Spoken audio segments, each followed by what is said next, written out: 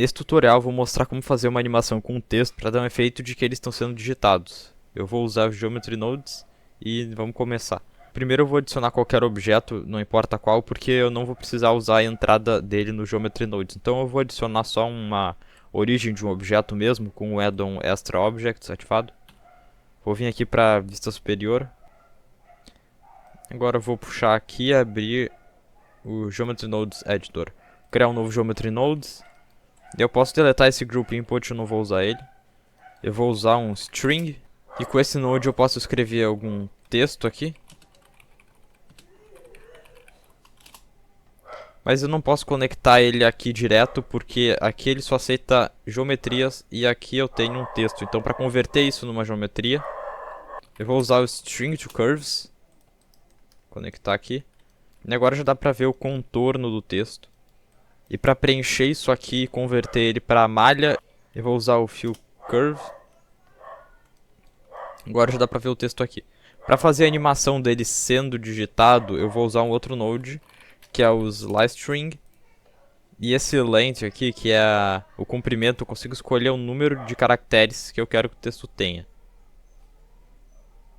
Mas tem um outro jeito melhor de fazer isso, usando alguns outros nodes, que vai fazer com que eu possa controlar isso aqui usando um fator entre 0 e 1. 0 para nenhum caractere e 1 para todos os caracteres.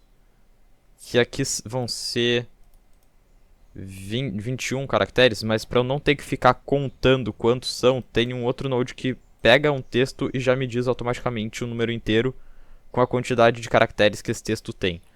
Esse é o string length. Então se eu conectar eles aqui, ele vai pegar o texto, que é o texto testando, e aqui ele vai devolver o número 21, que é o número inteiro, quantidade de caracteres que o texto tem.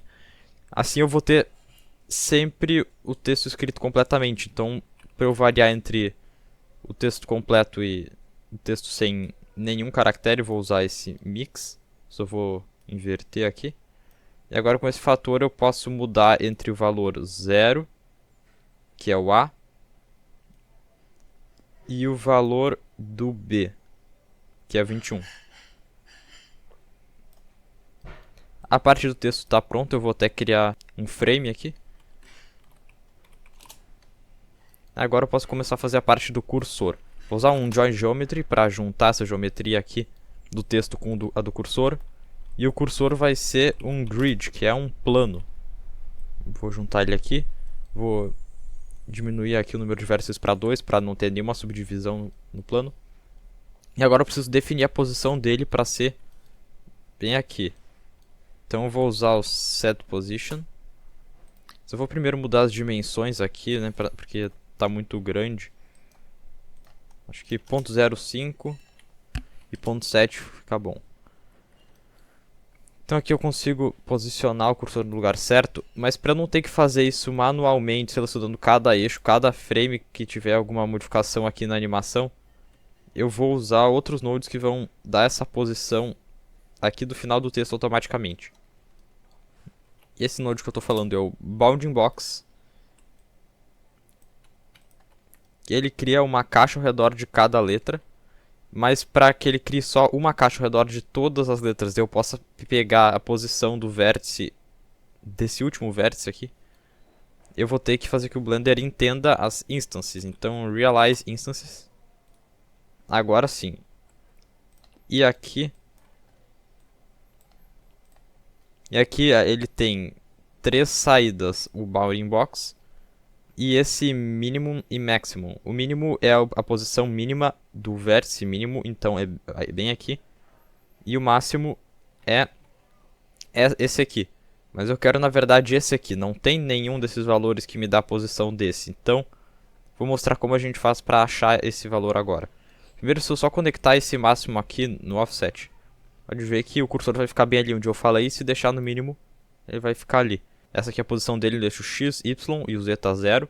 E eu quero que a posição do eixo Y vire 0 também, só quero a posição do eixo X. Então eu vou usar o Vector Math.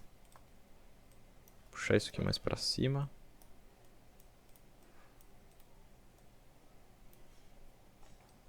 E aqui eu vou multiplicar os valores por 0, que todos vão ser anulados, então aqui ele estava recebendo esses números, agora tudo virou 0. Mas no eixo x eu vou multiplicar por 1 para o valor não ser alterado. Agora sim eu consegui separar o valor do eixo x. Tem um outro node que eu separei de XYZ, que ele também faz isso. Mas aqui foi melhor usar esse node, porque agora eu também vou precisar duplicar ele. Mudar para o modo add, e aqui eu vou, além de separar o eixo x, eu ainda vou adicionar 0,1 para ele não ficar sobrepondo ponto. E aqui eu vou somar também 0,35 para ele ficar exatamente aqui alinhado com o eixo x. E agora, se eu mudo esse fator, o cursor vai sempre seguindo o texto. A última coisa que eu ainda vou fazer é fazer esse cursor aqui ficar piscando enquanto eu tiver terminado de escrever. Porque enquanto o texto está sendo digitado, o cursor não fica piscando. Mas quando eu não comecei a digitar ainda, ou quando eu já acabei de digitar, o cursor fica piscando. Eu estou mostrando o exemplo na tela, mostrando isso que eu estou falando. E é isso que eu vou fazer agora aqui no Blender. Então, voltando para o Blender, eu vou usar um Delete Geometry.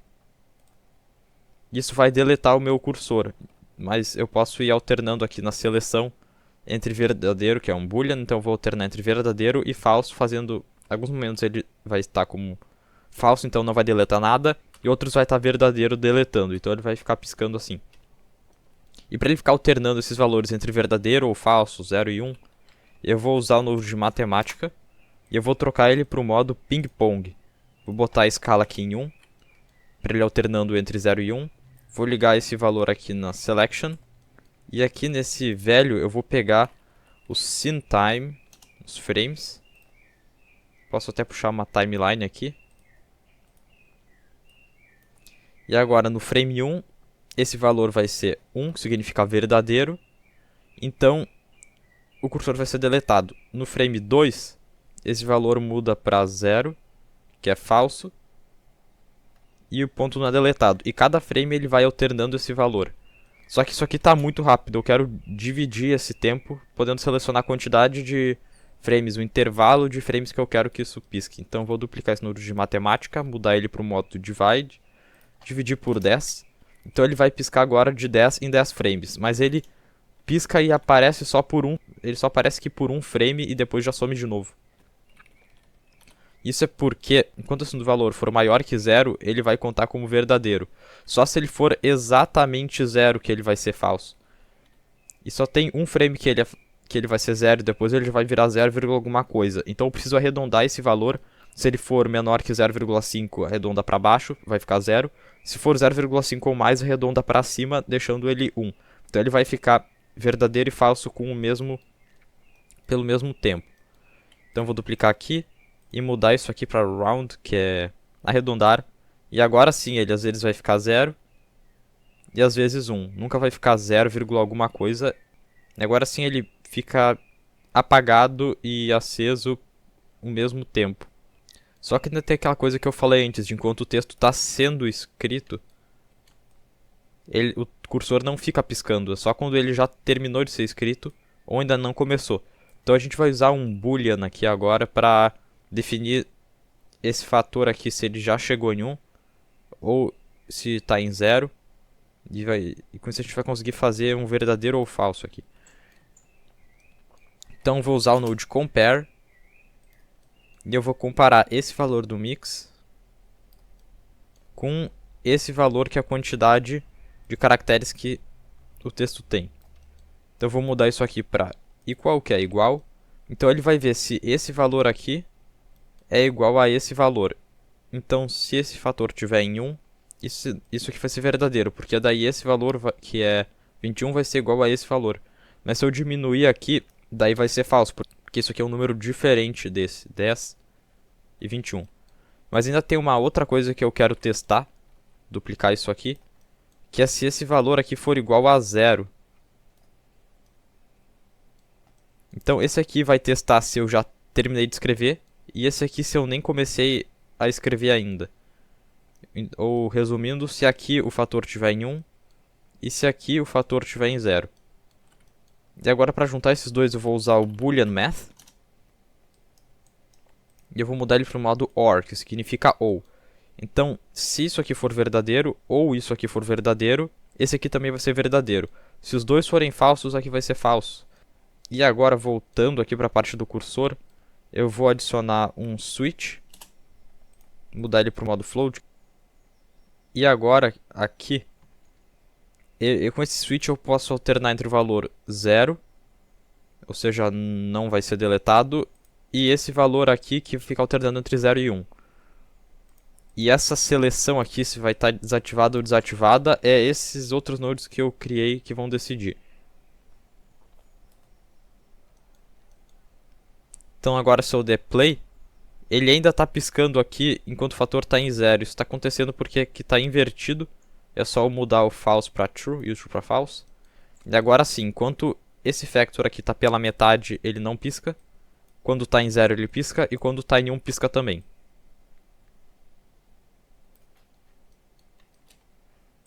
Agora eu posso só puxar isso aqui para cá, agrupar tudo isso, para deixar mais organizado. Posso usar o Set Material só para criar uma textura aqui para o texto. Vou selecionar o material que já vem criado por padrão. Pegar esse material aqui, mudar o shader para um Emission Shader. Mudar o fundo para ficar preto. E agora sim. O efeito aqui já está praticamente pronto. Eu só quero mudar mais algumas coisas. Por exemplo, adicionar aqui um Group Input. Vou deletar. Agora eu vou juntar esses dois aqui. Conectar aqui. Então eu consigo vir aqui nos modificadores e selecionar aqui o texto.